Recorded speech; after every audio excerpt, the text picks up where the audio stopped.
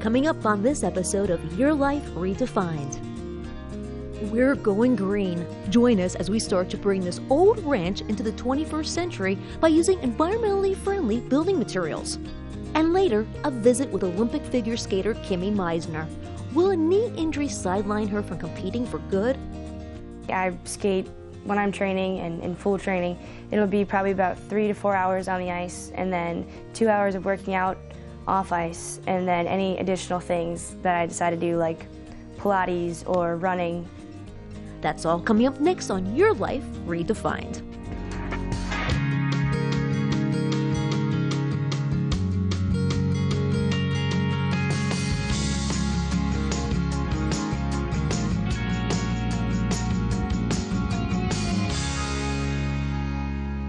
Hi, I'm Dr. Anne Marie, and welcome to this week's edition of Your Life. You know, our show is all about inspiring viewers to live a full and healthy life.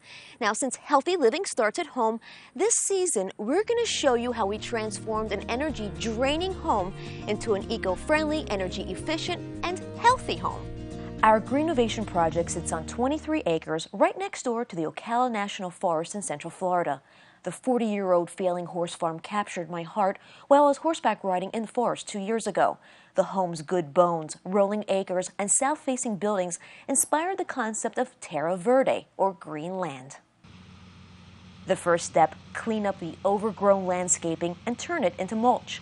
The old heating oil tank in the front lawn was removed and recycled, and all usable materials inside the home were donated to neighbors and to the local reuse center. What was first selected by the Kohler team, and then what? The next step was to pull together a team of talented greenovators to help transform the home. Designer Jim Lucia specializes in green transformations. Rick Cacavello from Central Kitchen and Bath in Orlando, Florida, will be joining forces with Holiday Kitchens to create an eco-friendly kitchen and bath space free of formaldehyde and other off-gassing materials. Believe it or not, this is a sink cutout. Gene McDonald from Refresh Interiors will be fabricating our recycled glass countertops. They've got the LR4, which is what Windsor we're doing Lumen in our LED house. will be illuminating Terra Verde inside and out. That's great. And then, Kay Green will be focusing on healthy and sustainable interior design. And last but not least, Dr. Jennifer Languel from the Florida Green Building Coalition will be acting as our green police and certifying our home. How does it look up there? Well, first of all, Anne Marie, it's very hot. Now, if you're thinking about making your home as energy efficient as possible, the best place to start, just like us, was to do a home energy evaluation. Just remember, audits alone don't save energy. You need to implement the recommended improvements. As for our Terra Verde to-do list, we have our work cut out for us. Here are a few simple guidelines to keep in mind before starting your own greenovation. Turn yard scraps into landscaping mulch. Don't create a burn pile. Some cities outlaw burn piles because they contribute to smog and global warming. Recycle all metal or wood that cannot be salvaged. Donate all usable material to a reuse center near you. And get a Greenovation evaluation. This will give you an idea of what changes you'll need in order to make your home as energy efficient as possible. To learn more about the Greenovation of Terra Verde, log on to our website, rl.tv. Next up, we're lacing up our skates for today's Your Life story. Join me for a glimpse into the world of Olympic skater Kimmy Meisner. She is back on the ice and stronger than ever.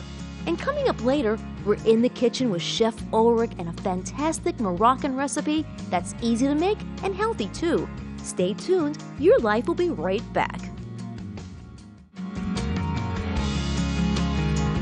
Welcome back. It's now time for my favorite part of the show, the Your Life story. America's sweetheart and Olympic figure skater Kimmy Meisner took a pretty good fall on the ice. Matter of fact, this fall led her to sort of a crossroads.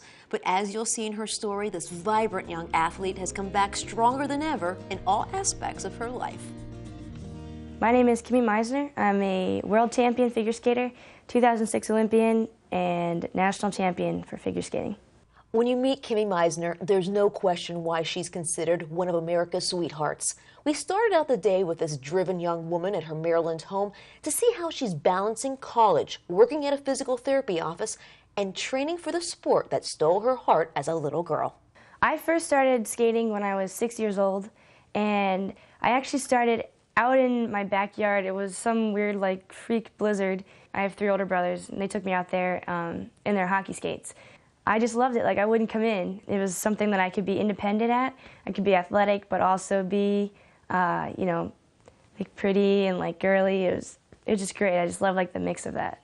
And that childhood passion turned into quite a career. After winning a silver medal at the 2006 United States Figure Skating Championships, 16-year-old Kimmy was named the youngest American athlete to compete at the Winter Olympic Games in Turin, Italy. I'd always, you know, loved skating. I wasn't really sure, you know, that I would make the Olympics. Like, nobody ever knows that. So until that actually happened and I saw my name, you know, on the list for the team, was when I was like, oh wow, this happened, you know.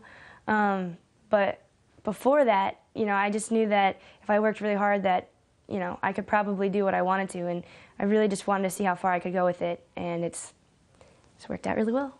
And all that hard work paid off. Kimmy is the first American and the first female figure skater to hold the world, 4 continents, and national titles all at the same time. Some of my greatest achievements are probably, you know, not the medals. It's not as important to me to have them all up there. I know I've got them like all up, you know, hanging on my wall. And when I was younger, that was, you know, the big deal. You just get all these different medals. And as I've gotten older, it's more, you know, the feeling of accomplishment from doing something. I guess I've really learned that, you know, the medal is not as important. You know, at the end of the day, like, it's cool to have it when you're standing there, like on the podium. But then when you come home, it just hangs on your wall, you know. But at least from doing this, I get the chance to, I work with a few different charities, so I get the chance to kind of make a difference, you know, for somebody. One charity Kimmy is dedicated to is the Cool Kids Campaign, an organization for kids battling cancer. Another amazing accomplishment, Kimmy is the second American woman to land a triple axel since Tonya Harding in 1991. Triple axel is basically 3.5 rotations, and no women really do it. It takes a lot of like power, and it takes a while to really get it consistent. And mainly it's a guy jump. So for a woman to do it, it's like a big deal. And then I did it. And it was that triple axel move that put Kimmy's skating career on the shelf. I was actually working on triple axel when I hurt my knee, and I was on the ice with a few younger skaters. And what happened is, as I was like going up to do this jump, like on my takeoff, there was a little girl kind of skated like right by where I was going to land, and I saw her, and so I bailed out of the jump, which is like, you know, rule number 1 in figure skating: never bail out of jumps. But if I had gone through with it, I definitely would have like landed on her, and that would have been bad. So I came down and just hit my knee on the ice, and I guess I dislocated my kneecap, and then from that I got like severe patellar tendonitis, and I didn't say anything to anybody for a while about it because, you know, I'm a skater, I get hurt all the time, I have little aches and pains, so I figured that it would just kind of go away, and I kept jumping and training like I was going to competitions. So just kept getting worse and worse until finally I was like, I have a little knee problem, I can't walk down the stairs. So now, luckily, I'm pain-free now. It just took a really, really long time to get better, and I've been off the ice for a really long time. The right knee injury may have put an end to Kimmy's dream of competing in the 2010 Olympic Games, but once she got a thumbs up from her doctors, Kimmy started an intense training schedule. Basically, I skate when I'm training and in full training. It'll be probably about 3 to 4 hours on the ice, and then 2 hours of working out off ice, and then any additional things that I decide to do, like Pilates or running. Kimmy works out on the ice almost every day. Coach Chris Conti has been working with her in rebuilding her jumping techniques to be more efficient, adding rotation to her takeoffs, and more stability to her landings. I don't know, I'm still like trying to decide if I'm going to come back and compete. Like, I might, I'm not really sure. Like, I'm doing the shows right now, and, you know, I want to obviously come back healthy, so have to like skate smart, you know. Obviously, there are no judges at shows, so you don't have to do any required elements, which is great. You can do whatever you want, and it's just a lot more laid back and casual. And through all her challenges, you cannot help but admire Kimmy for staying positive and setting new goals for her life. The one thing that, you know, my parents have like always told me, and I've always kept up with my education, because they've always said, you know, well, eventually you're gonna have to go out into the real world and have like a real life aside from skating. And skating is like probably always gonna be like a part of my life, no matter what. I go to college at University of Delaware, and my major is exercise science. I want to go into physical therapy. And right now I'm actually working at a physical therapy place, and I'm just an aide for them, so it's kind of cool. I'm like around it, and I definitely want to do it. But aside from that, I'm just kind of taking it like one day at a time, just like it's like a normal 20-year-old. We wish Kimmy the very best. She's truly an inspiration. We'll be right back. When we come back, we're in the kitchen with Chef Ulrich, who has a delicious and healthy recipe for grilled lamb that's out of this world. That's all coming up next on Your Life Redefined. You know, one good motto in life is if you eat well, you're ultimately going to live a healthier lifestyle. Think about it. But one obstacle many folks face is finding the time to cook healthy meals. So let's take the time to head into the kitchen with Chef Ulrich Hoverstein to see what he's whipping up. I'm sure it's balanced, but not bland. I have a pretty busy, active lifestyle. I know how difficult it can be to cook a quick, fast, nutritious meal for yourself and for your family. But what we're going to do here today is put something together that is really flavorful and is going to be very good for you. We're going to combine grilling meats and grilling vegetables. Whatever your favorite flavors are and whatever vegetables are looking good for you. The meat that we're going to be using today is a lamb loin. I'm going to put this onto the grill, and you can see it's a fairly thin piece of meat, so this is going to cook really, really quickly. I've marinated this in some harissa, and harissa is a Northern African Moroccan flavor and spice. It has pimentos, it has some olive oil, it has coriander seeds in there, so really flavorful, big, bold flavors in there. And that's going to work really well with the other ingredients that we have going into the salad today. We've got some cherry tomatoes, some almonds, some chickpeas or garbanzo beans, and some feta cheese. If you don't find the harissa paste, use something else. If you want to make an Asian dish out of this, you can use teriyaki paste, you can use soy sauce, you can make even a barbecue if you want. And just grilled vegetables and the grilled meat comes together very, very nicely. So this is about ready now, and it took nothing more than a couple of minutes. We're going to take that off. Put that onto a plate. We're going to let our meat rest, and while that rests, we're going to move over and make our pesto over here in the blender. This is a variation of your classical Italian-style pesto, and the reason for that is we're working with lamb here, so we're going to adapt the ingredients to work well with the lamb. What I have is a little bit of paprika. I've got 1 clove of garlic, and then 2 cups of cilantro. Just put those into the bottom of the blender, and then some toasted almonds. Now this varies from your classical pesto because we're not using basil, we're going to use the coriander instead. We're not using pine nuts, but we're going to use toasted almonds instead there. And the cheese that we're going to finish this off is not going to be the classic Italian Parmesan cheese, it's going to be a feta style cheese. So a little bit of olive oil that we're going to put in here as well, just to get that process going. Put the lid on top and just puree. When that has started to combine again, open up the blender again. We're going to add a little bit more of the olive oil at this point. Nice little squeeze of that. Also some lemon juice, which is going to pick up some of those flavors that we have. And at that point, scrape down the inside of the blender, just to make sure that all the ingredients that you have inside the blender are going to get mixed together. Put the lid back on top at that point and give it a quick pulse again. The consistency that we're looking for here, it needs to be nice and loose and runny, knowing as well that we're still going to put the cheese in here. So at this point now we can add our feta cheese to it. Feta cheese has been crumbled already. Simply add that into the pesto, and then using a spoon, just incorporate those ingredients. You don't have to put it on the blender again. At this point you've got nice chunky pieces of cheese mixed in with a pesto. Great flavor in there. Again, you don't need to season at this point because there's a lot of salt that's found naturally in the feta cheese. I've got a nice arrangement here of mixed salad greens. You could use romaine lettuce as well. You could use arugula if you like the pepper flavor that gives that arugula gives you. Build a nice little pile of lettuce back there. Use different elements of the grilled vegetables at different points to build up a nice colorful plate. The red peppers, the asparagus, the red onions, zucchini, summer squash. I've got some cherry tomatoes. We're just going to quarter those up, sprinkle them randomly onto the salad. That should be about enough of the tomatoes. I also have some garbanzo beans here, chickpeas, that are used very often in Moroccan cooking. Put those over the top. Again, it's going to add a little bit of crunch and a little bit of texture. We've got some extra almonds over the top of that as well. And then just a little bit more of the goat's cheese sprinkled over the top. There we go. Perfect. At this point now, our lamb loin has rested. Cook this to whatever temperature you like. We're going to slice this on a bias to nice little medallions. Pick up the meat and lay it over the top of the salad. Just spreading that out. There we go. Beautiful, nice medium rare on that. And we're going to finish that off with the pesto that we made. Take a spoon, mix that up again a little bit, drizzle some over the lamb, over the vegetables, and then finally over the mixed green salad as well. We have some microgreens here that we're just going to finish off the dish with. Put that on top of the lamb.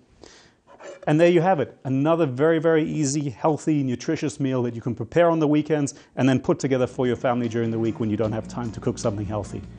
You can find this healthy recipe and more from Chef Ulrich by logging onto our website, rl.tv. Up next on Your Life, we're getting an inside look at the hardest working dog in Baltimore, Maryland's canine unit. That's coming up in our tail end of the week. We'll be right back. Fresh produce is always healthier for you than frozen produce. True or false? Well, the answer is false. Produce is often picked before it has enough time to develop the full spectrum of vitamins and minerals.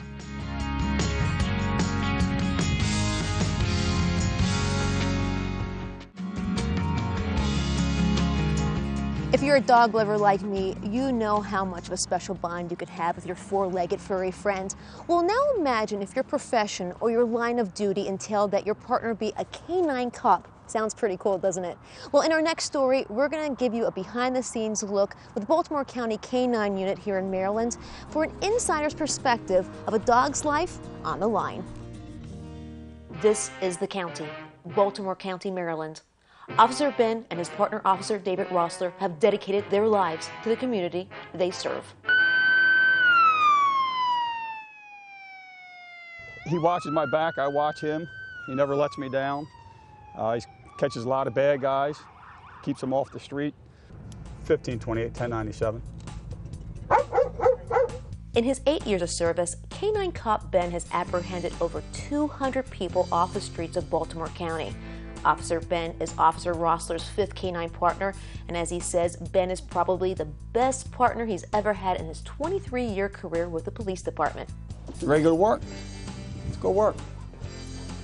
We'll go fetch some pie. We joined this canine team on a narcotics training session. Sniffing out drugs is Officer Ben's specialty. Ready, buddy? Ready? Fetch pie. Check up. Boy. Check here. He can sense my surroundings a lot better than I can or any human partner. His hearing is so much more acute. Obviously his sense of smell is much more acute. And he detects people long before I ever hear them, see them, or anything. While watching Officer Rossler and Officer Ben in action, you cannot help but think of one of those Hollywood movie cop team scenarios. He actually reminds me of the dog off of the one with, was it Jim Belushi, Canine Cop? Where the dog's like sleeping in the bed with him and then he's chasing bad guys. Well, he's the same way. He's spoiled rotten. I kick him out of the bed and he hops right back up in the bed. When I wake up, he's laying there. But check out this real footage of this dynamic canine team in action. We had somebody that just murdered somebody at a restaurant, and we had several police officers and canine dogs in the area looking for him. And I arrived on the scene with Ben, and they had been looking for probably about 45 minutes for the suspect. And Ben located this murder suspect in about 2 minutes, hiding underneath of a pile of tires. Police canine, speak up now, release the dog, you may get bit. Police canine, speak up now, release the dog. Red deer. They will protect you till the bitter end. They'll do whatever you tell them to do. They would die for you. Bucket. Oh, nice hit, nice hit. And we know that. Most of us have a great love for our partners on top of the commitment to the job and what we do. Up until the 1950s, canine cops were trained to be extremely aggressive, and when they weren't working, they were kenneled. But here in Maryland, which at the time had one of the largest canine units in the country, they were experimenting with a new form of training. Today, the Baltimore method is one of the most popular training methods in the United States. things changed pretty drastically when it was quickly understood that for these teams to be an effective team, there has to be a bond between the handler and his canine partner. And to truly make sure that that bond is instilled, and that's when the whole thought process changed or began to change. And dogs started going home with handlers and living with them, and these dogs go home. This is a common practice from coast to coast. Corporal Michael Stricker and his canine partner, Officer Jack, are also part of this unique police division. Right now, the Baltimore County Canine Unit is the largest in the state of Maryland, with 29 working dogs and 25 handlers. These canine officers are cross-trained in narcotics, explosive and gun detection, and the Baltimore County Unit is lucky to have a rare asset, a police cadaver dog. Officer Amy is Officer Rossler's other canine partner on the force. She's our department's only cadaver dog, and her job is so much more varied than even the patrol dogs. She's got to be able to look for human remains and water, burned down buildings, explosions, collapsed buildings, burials, wooded areas, field areas. Her specialty is so spread out that it's a lot of training, a lot of agility she has to go through. And the nature of what these canine officers and their human partners have to do on the job is quite physical. From jumping over fences, crawling through tunnels, and climbing trees, their overall health, joint strength, and mobility is extremely important. I try to work out at least 3-4 times a week, take supplements, same supplements Ben takes. Since I've had him on it, which has been about probably 4 years now, he's just been never slowed down for his age. We start looking, when they get about 8 or 9, when they come through the retraining process and the recertification process, it's one of the jobs of the training staff to assess the dogs and see if the dogs are showing any signs that their body's starting to fail them in certain ways. The dogs won't tell you. Right? Peace. If they give their work lives to Baltimore County, hopefully we can give them their end of their life home being just a retired dog, just like you or I would want to be retired and enjoy the end of our life. Just watching Officer Ben, it's hard to believe he's 10 years old. That's 70 in human years. That's why it's been so hard for the Baltimore County Canine Unit to retire him. He simply has not slowed down. When he gets out on the road, he's 100%, and when he gets on the suspect's trail, I can tell, and he gives it 110% once he gets on that trail. He's always been a slow, methodical dog when he searches for narcotics and even when he's looking for suspects. He's been that way since the day we got him. And I think that's helped pace him through his career. Fall 2010, badge number 2206 will officially be retired. Officer Ben will live out his civilian life with Officer Rossler and his family. He's scheduled to many days running in the woods, swimming in the stream, and playing ball like a puppy with his loyal partner that helped him throughout his long career take a bite out of crime. That's my boy. Tell me. He's going to be my pet. It'll be hard for him when he sees the other dog that replaced him going to work with me in uniform. It's going to be tough on him. He's my buddy. And I hope he thinks as much about me as I do of him. For more information about Your Life Redefined, log on to our website, rl.tv. That's it for this edition of Your Life Redefined. Thanks for watching.